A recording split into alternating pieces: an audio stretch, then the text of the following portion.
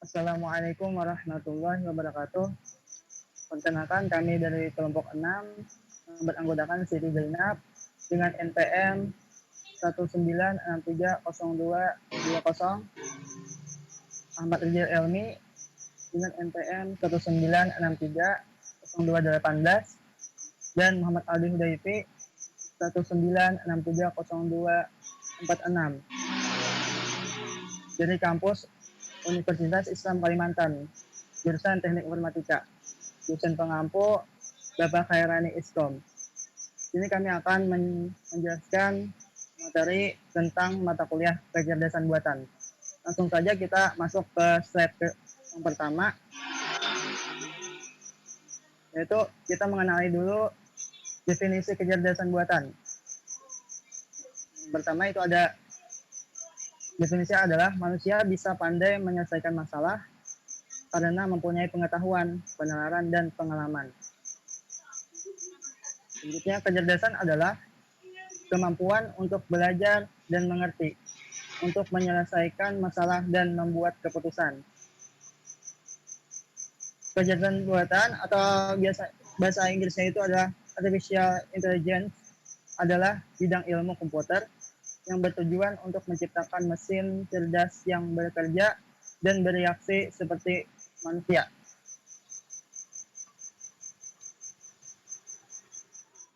Ya, ada definisi kecerdasan buatan juga, itu adalah penelitian yang terkait dengan kecerdasan buatan sangat teknis dan khusus. Nah, yang dimaksud teknis di sini adalah penelitiannya itu dilakukan dengan cara struktural atau teratur. Nah, itulah yang disebut dengan teknis. Sehingga kecerdasan yang dihasilkan itu adalah akan menghasilkan kecerdasan yang lebih baik atau lebih baik dari yang lain untuk meningkatkan kecerdasan yang sebelumnya dan yang akan datang menjadi lebih baik, yaitu dengan teknis tadi, yaitu dengan struktural. Masalah inti kecerdasan buatan termasuk komputer pemrograman untuk sifat-sifat tertentu seperti, nah di sini ada knowledge, reasoning, problem solving, perception, learning, planning, ability to manipulate, and move object. Yang pertama itu ada knowledge, adalah pengetahuan, fakta, kebenaran, dan informasi yang diperoleh melalui pengalaman dan pembelajaran. Yang kedua itu ada reasoning, adalah bagaimana komputer menyelesaikan masalah dengan mempresentasikan masalah ke dalam knowledge base dan melakukan proses penalaran untuk menemukan solusi. Berikutnya ada problem solving, adalah teknik penyelesaian masalah dalam kecerdasan buatan. Berikutnya perception, ada tindakan menyusun, mengenali, dan menafsirkan informasi. Berikutnya ada learning, ada proses belajar yang dikembangkan oleh kecerdasan buatan. Berikutnya planning, ada proses perencanaan. Yang terakhir ada ability to manipulate and move object, adalah kemampuan memanipulasi dan memindahkan objek. Berikutnya ke slide ketiga atau keempat. Ini ada penjelasan perbedaan kecerdasan buatan dengan kecerdasan alamiah.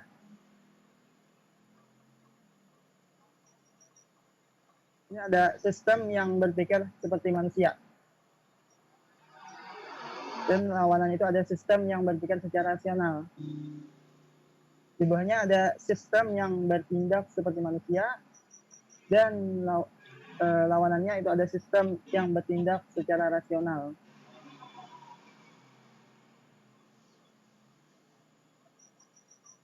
Kecerdasan buatan versus kecerdasan alami.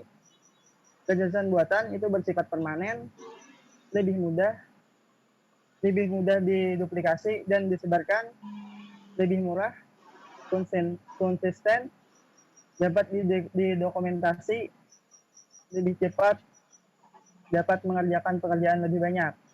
Sedangkan kecerdasan alami cepat mengalami perubahan, Proses transfer dari manusia satu ke lainnya membutuhkan proses yang lama, lebih mahal karena tidak jarang harus mendatangkan orang untuk suatu pekerjaan, sering berubah-ubah karena itu ada sifat manusia,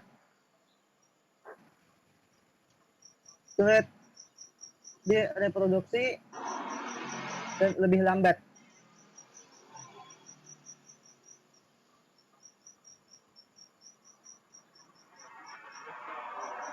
Selanjutnya ada bidang ilmu yang menjadi dasar kecerdasan buatan. Yang pertama itu ada filsafat. Filsuf membuat kecerdasan buatan dapat dibayangkan dengan mempertimbangkan gagasan bahwa pikiran dalam beberapa hal seperti mesin yang beroperasi pada pengetahuan yang dikodekan dalam beberapa bahasa internal dan pemikiran dapat digunakan untuk membantu mengambil tindakan yang tepat. Selanjutnya ada matematika.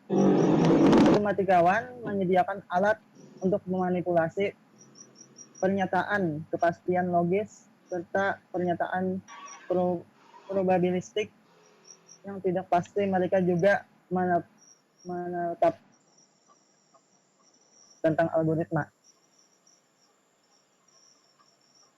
Selanjutnya ada psikologi dan linguistik. Psikolog memperkuat gagasan bahwa manusia dan hewan lain dapat dianggap sebagai mesin pengolah informasi.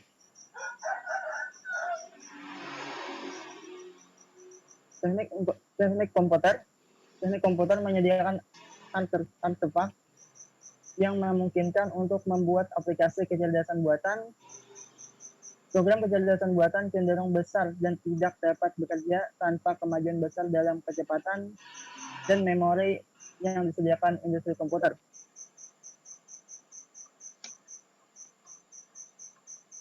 Berikutnya mengenai sejarah kecerdasan buatan akan dijelaskan oleh teman saya yaitu Muhammad Ali Hudayfi.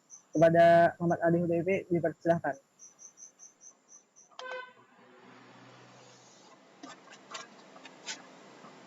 Sejarah kecerdasan buatan. Pada tahun 1940-an adalah awal munculnya kecerdasan buatan, atau bahasa Inggrisnya Artificial Intelligence, atau disingkat AI. Pada masa ini, perhatian difokuskan pada kemampuan komputer mengajarkan sesuatu yang dapat dilakukan oleh manusia. Pada tahun 1974, AI atau Artificial Intelligence mengecewakan. Pemerintah di seluruh dunia menarik kembali pendanaan mereka pada penelitian AI. Pada tahun 1984, Douglas Srinata memutuskan untuk membangun sebuah AI yang dapat melakukan suatu penalaran yang masuk akal. Douglas Srinata membangun AI tersebut selama 30 tahun sebelum digunakan secara komersial. Pada tahun 2000, pendiri Google Larry Page berdiskusi untuk menciptakan Google Search yang mengarah pada AI.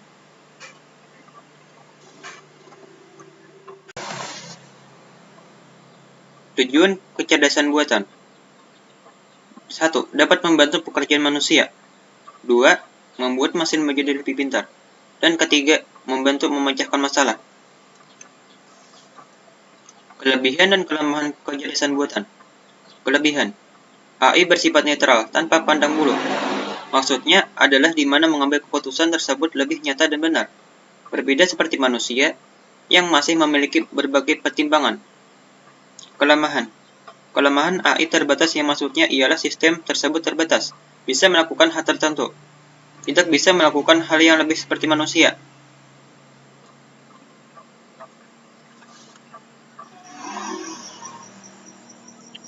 Demikianlah presentasi kami. Terima kasih, semoga bermanfaat. Wassalamualaikum warahmatullahi wabarakatuh.